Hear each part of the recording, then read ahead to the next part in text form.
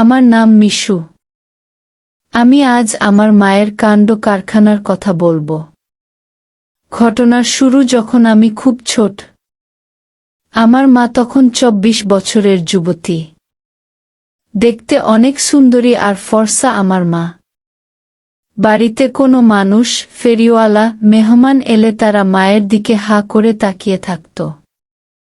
মা সবসময় শাড়ি পরে থাকত। আমাদের একা বাড়ি আর গ্রামের এক কোনায়।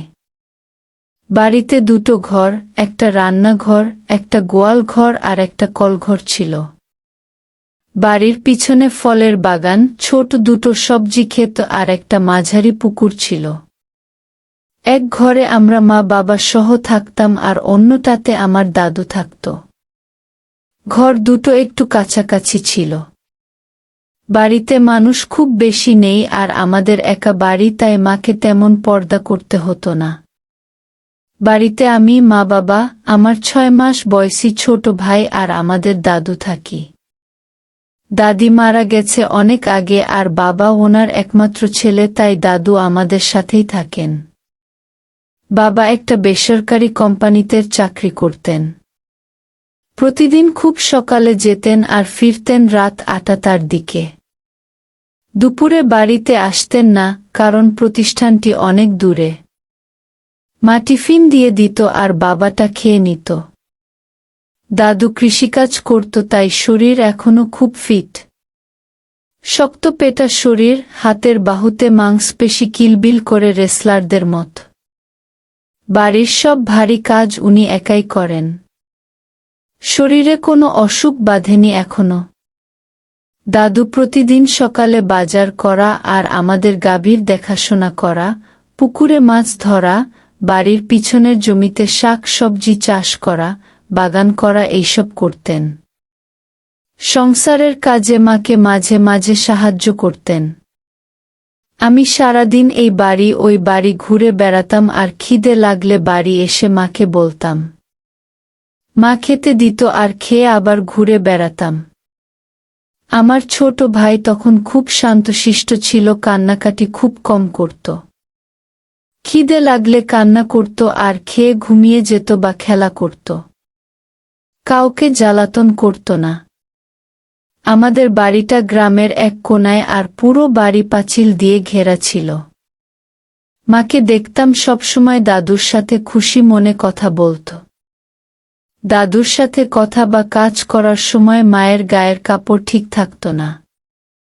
তবে বাবা বাড়িতে থাকলে তখন মা খুব ঘুমটা দিত আর কাপড় ঠিকঠাক করে চলত।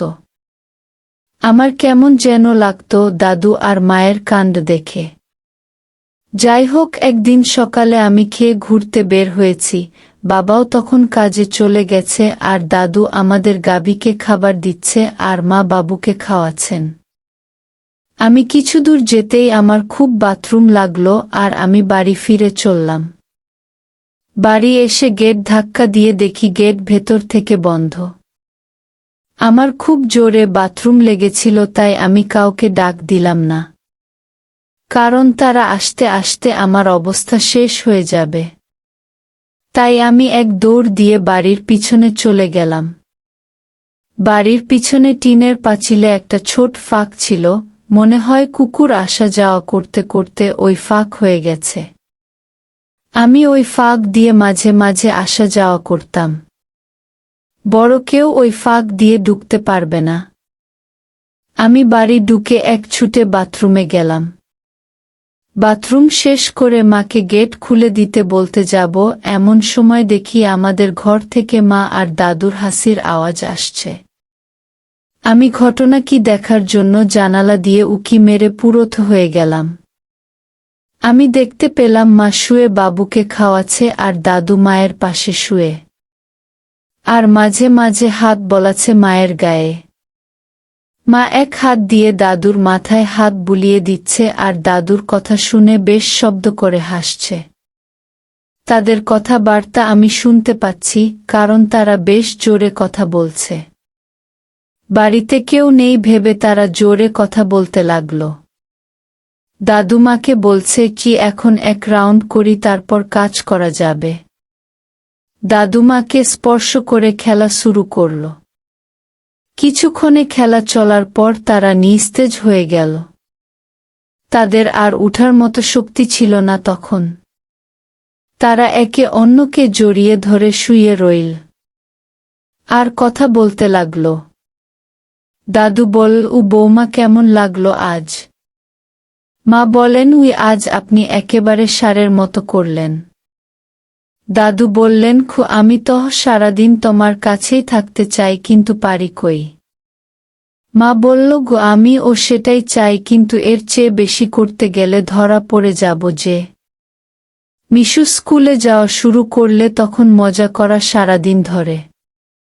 আমি বুঝলাম আমার স্কুলে যাওয়ার সময় হলে তাদের খেলার করতে আর সমস্যা হবে না। দাদু তারপর জামাকাপড় পরে বাজারের ব্যাগ হাতে বাজারে গেল আর বলল, আজ দুপুরে একসাথে খাবো। মা হেসে বলল, আবার নাকি? আমি বুঝলাম দুপুরে আজ কিছু হবে। প্রতিদিন আমি খাওয়ার পর ঘুমিয়ে পড়ি আর তখন দাদু আর মা একসাথে খেতে বসে। আমি আজ ঘুমাব না বলে ঠিক করলাম। দাদু চলে যাওয়ার পর আমি বাহির থেকে ঘুরে আসলাম আর মাকে রান্নাঘরে কাজ করতে দেখলাম। কিছু খেয়ে আমি আবার অপেক্ষা করতে লাগলাম দাদু কখন ফেরে। দাদু বাজার নিয়ে বাড়ি আসতে দেখে আমি মাকে বলে বাড়িতে ফিরলাম। আমি আসার পর মা আমাকে গোসল করিয়ে দিয়ে খাইয়ে দিল। বল, যা একটু শুয়ে নে। আমি ভালো ছেলের মতো বিছানায় গেলাম। কিছুক্ষণ পর মা আমাকে দেখতে আসলো আমি ঘুমিয়ে গেছি কিনা। আমি পাশ ফিরে শুয়ে আছি দেখে ভাবল ঘুমিয়ে পড়েছি। তারপর মা গিয়ে দাদুকে ডাকল খাওয়ার জন্য। দাদু রান্নাঘরে ঢুকলো খাবার খেতে। আমি আস্তে করে উঠে দেখতে পেলাম মা রান্নাঘরের দরজা বন্ধ করছে। মায়ের পরনে শাড়ি আর চুলগুলো এখনো ভেজা। আমি উঠে গিয়ে আবার রান্নাঘরে উকি দিলাম।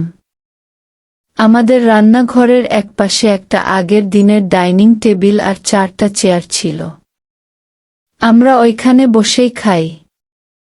রান্নাঘরে খিড়কি দিয়ে আলো আসছে আর তাতে আমি দেখতে পেলাম মা দাদুর সামনে দাঁড়িয়ে আছে আর দাদু চেয়ারে বসে। মা দাদুর লাঠিটা নিয়ে খেলতে লাগল। দেখতে দেখতে দাদুর লাঠি আবার বাঁশ গাছের মতো সোজা হয়ে রইল।